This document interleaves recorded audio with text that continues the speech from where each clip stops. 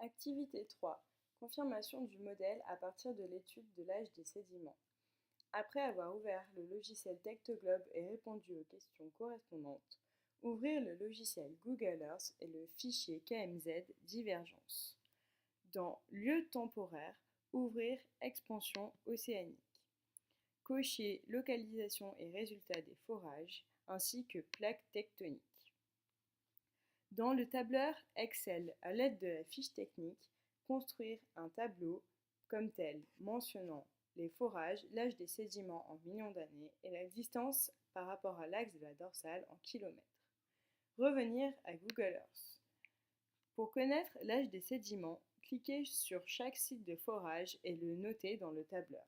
Par exemple, pour le site 14, l'âge des sédiments au contact du basalte est de 40 millions d'années. On renseigne cette valeur dans le tableur. Forage 14,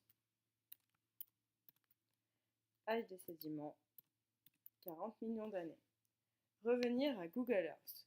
Pour connaître la distance par rapport à l'axe de la dorsale, cliquez sur Outils, puis Règles. À l'aide du curseur que l'on place sur le site de forage, amenez la règle jusqu'à l'axe de la dorsale. On obtient ainsi une distance entre l'axe de la dorsale et le site 14 de 804 km, qu'on renseigne dans le tableur.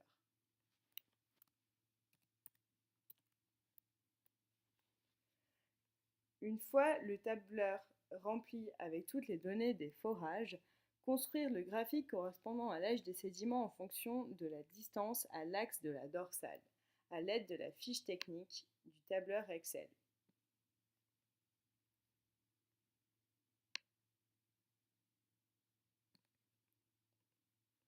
Nuage de points, et on construit le graphique.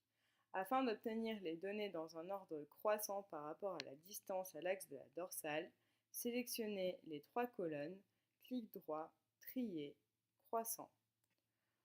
On peut ainsi ajouter un titre au graphique, disposition du graphique, titre du graphique,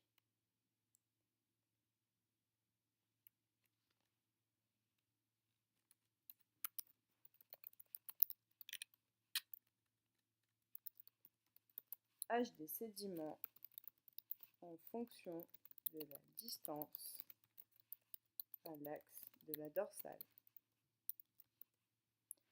On peut également légender les axes.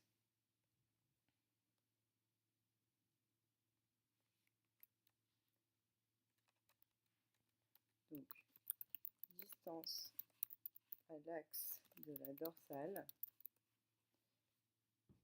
ainsi que âge des sédiments.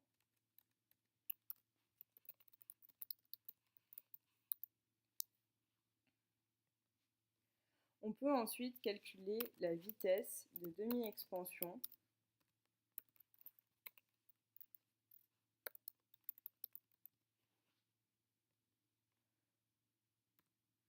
égale ouverture de la parenthèse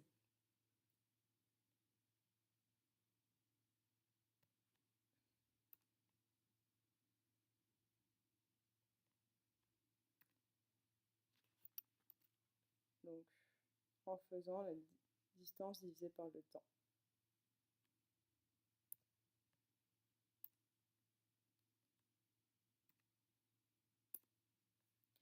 Pour obtenir la vitesse d'expansion totale en centimètres par an,